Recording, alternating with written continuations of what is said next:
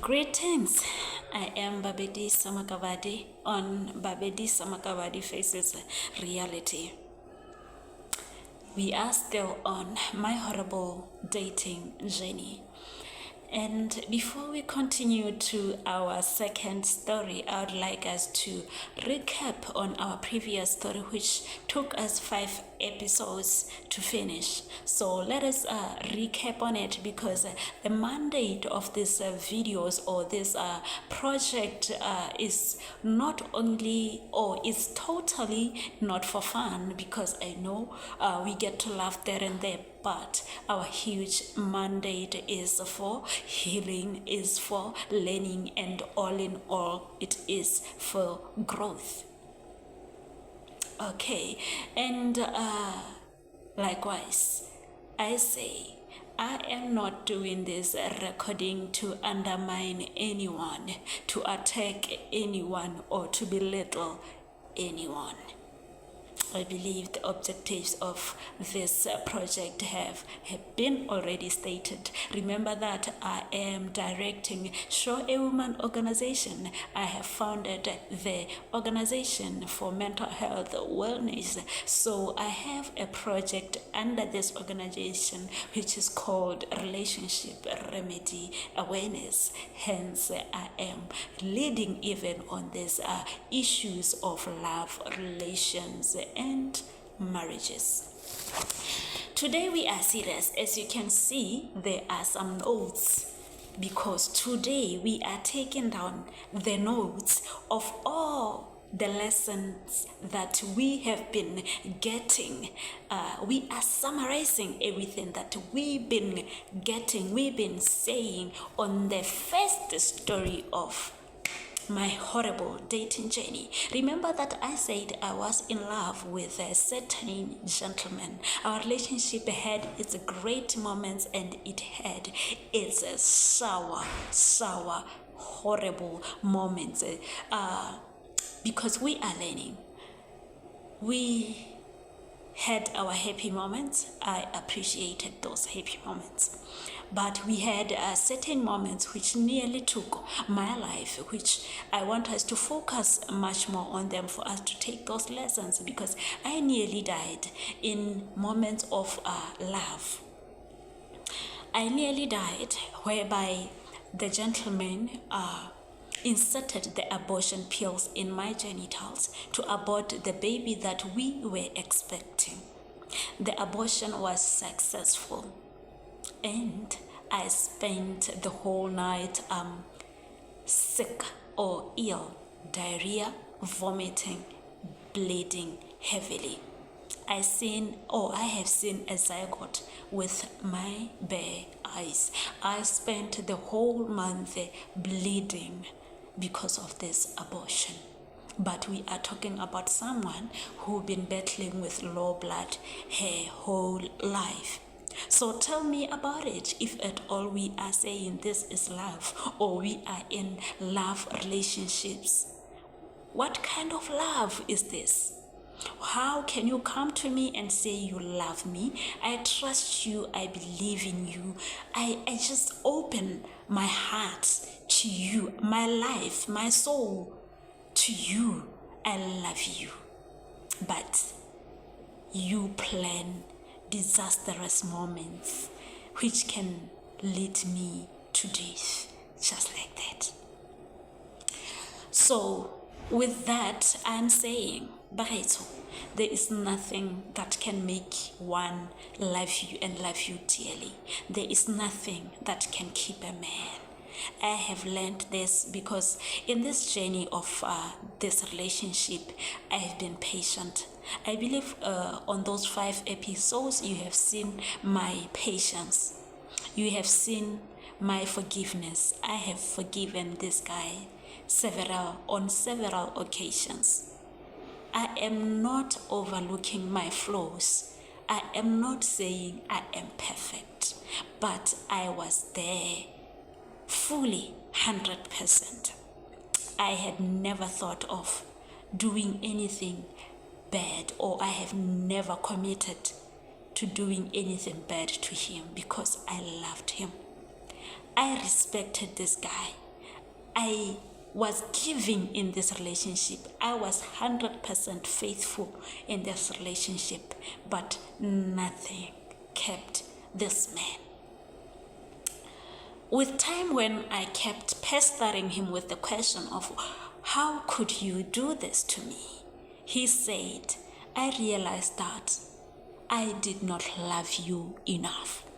At first, I did not actually understand what he meant by not loving me enough, because I responded by saying, but you've been giving me what I wanted. You have been always there for me. I was happy being with you. What do you mean you did not give me you did not love me enough? Did I ever complain about how you loved me? That is the question. But I got to realize that he indeed meant that he did not love me.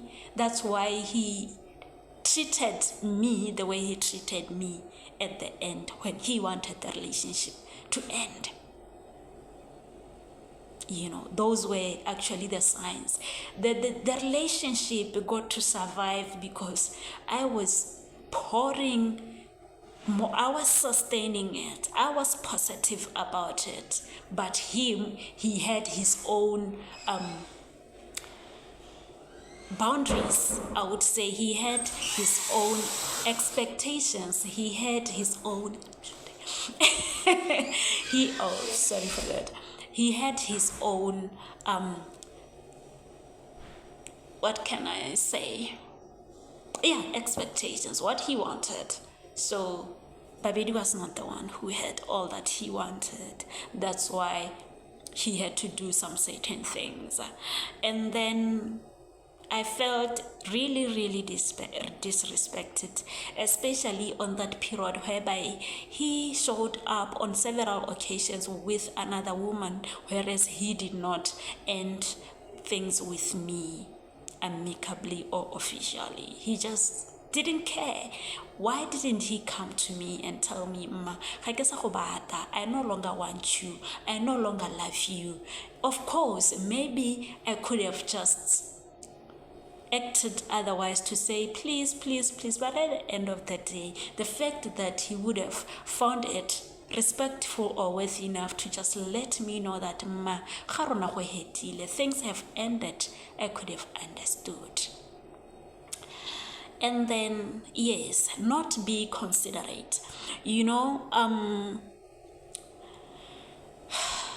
Just being in love. I was still in love with him, but he was not considerate. That he have hooked my emotions. He have hooked my heart. He have hooked my life. Everything. My everything was with him, but he did not care. The fact that I engage with another woman, he found it it's okay. That one doesn't matter. I cannot say anything to her. I cannot do anything with her. It does not matter. So to him, he just decided to bring another woman in front of me, just like that. And then there was a time I was like, but you said this to me. You said you wanted to take our relationship to another level, which he definitely meant us getting married. Like, he even started taking me to his home village, to his church, all those things. So I pestered him with all this, but you said this, you said you loved me, you said you did, and he said to me, forget everything that I said. It means you cannot count on anybody's ways as much as you cannot always believe when they say they love you. They will only love you when it suits them. They will only respect you when it suits them. They will only consider your emotions when it suits them. Otherwise, if they are done with you, they will not see any worth to consider you. And I want to go to what I would have wished the gentleman could have done, or everybody could do when they want to end things with others. the people that they've been in relationship with. Remember that when starting this relationship, you both had an agreement. You both communicated, you both discussed things. So please, if you want to end things, communicate with the very same person that you've been with. Stop lying that I've spoken to this person, they don't want to listen to me. You start throwing around tantrums, you start disrespecting this person.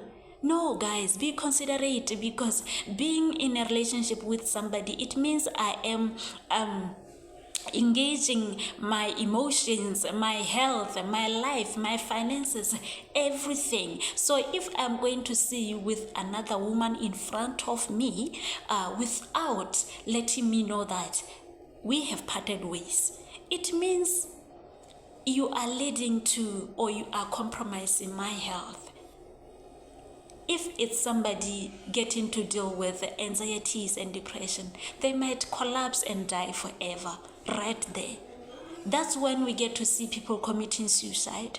That's when we get to see people getting led into depression and anxiety. That's when we get to see passion killings, because we don't really get to do things right ourselves. And then the last thing, we get to enjoy miseries. I want to say one thing that I did not mention again on my episode is that after this breakup, the day that this gentleman came to collect his stuff after I met his ex-girlfriend, that morning I was like, this is Babedi. She just woke up and came to work.